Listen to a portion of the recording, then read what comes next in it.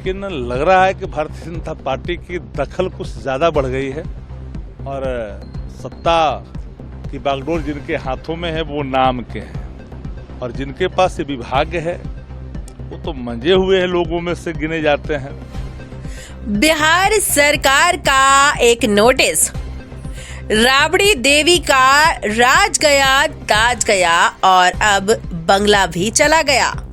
जी हां, बिहार में नीतीश कुमार के नेतृत्व में बन चुकी एनडीए सरकार कामकाज संभालते ही प्रशासनिक फैसलों पर तेजी दिखा रही है। इसी कड़ी में मंगलवार शाम भवन निर्माण विभाग ने मुख्यमंत्री राबड़ी देवी को उनका सरकारी आवास 10 सर्कुलर रोड खाली करने का नोटिस जारी कर दिया।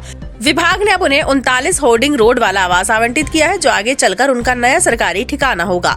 भवन निर्माण विभाग के आदेशों में साफ लिखा है कि नेता प्रतिपक्ष बिहार विधान परिषद के लिए पटना केंद्रीय पुल का आवास संख्या 39 होर्डिंग रोड आवंटित किया जाता है। इसका मतलब यह है कि लालू राबड़ी परिवार को अब 10 सर्कुलर रोड स्थित बंगला खाली करना होगा। राबड़ी देवी का बंगला खाली कराए जाने की वजह सिर्फ राजनीतिक दबाव नहीं, इसकी शुरुआत 2017 की कानूनी लड़ाई से होती है, जो तेजस्वी यादव की इज्जत से शुरू हुई थी। 2017 में एनडीए सरकार बनने पर तेजस्वी यादव को डिप्टी सीएम पद से हटना पड़ा था। इसके साथ ही उन्हें आवंटित सरकारी आवास 5 देशरत्न मार्ग खाली करने का नोटिस मिला।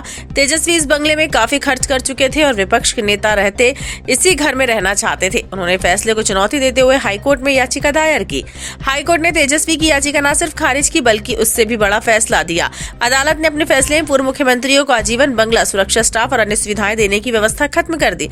यही फैसला अब 2025 में प्रभावी हुआ है। अगर तेजस्वी 2017 में हाई कोर्ट ना गए होते तो पूर्व मुख्यमंत्री होने के नाते राबड़ी देवी 10 सर्कुलर रोड में बनी रह सकती थी।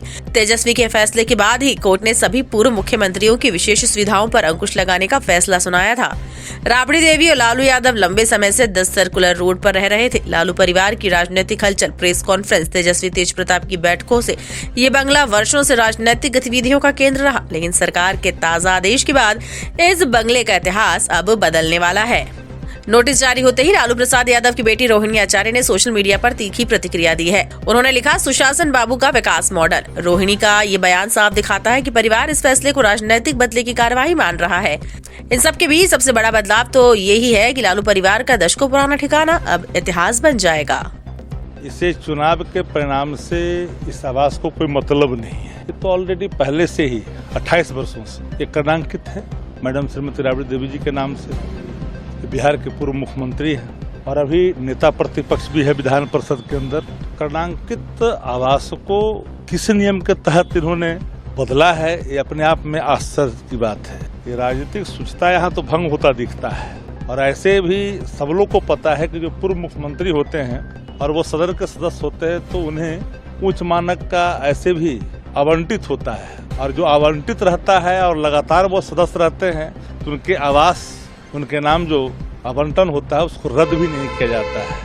आप दिल्ली में देख लीजिए, एक से एक लोग जो लगातार सांसद हैं, पूर्व मुख्यमंत्री रहे, उनके आवास कभी रद्द नहीं होते। लेकिन लग रहा है कि भारतीय जनता पार्टी की दखल कुछ ज्यादा बढ़ गई है और सत्ता की बागडोर जिनके हाथों में है वो नाम के हैं और जिनके पास ये विभाग है वो तो मंजे हुए हैं लोगों में से गिने जाते हैं। फिर भी इस तरह का जो निर्णय है आश्चर्य में डालता है। आगे क्या आप लोग का क्या स्टैंड है? हमारा स्टैंड क्या, हमारा तो स्टैंड पहले से ही आप जानते हैं कि हम कभी भी राजनीतिक शुचिता भंग नहीं करते। याद होगा आपको कि इसके पहले प्रेम कुमार जी जो जिस आवास में अभी हैं, मंत्री नहीं भी थे तो भी उनके आवास खाली नहीं किए गए थे विभाग रहने के बावजूद भी।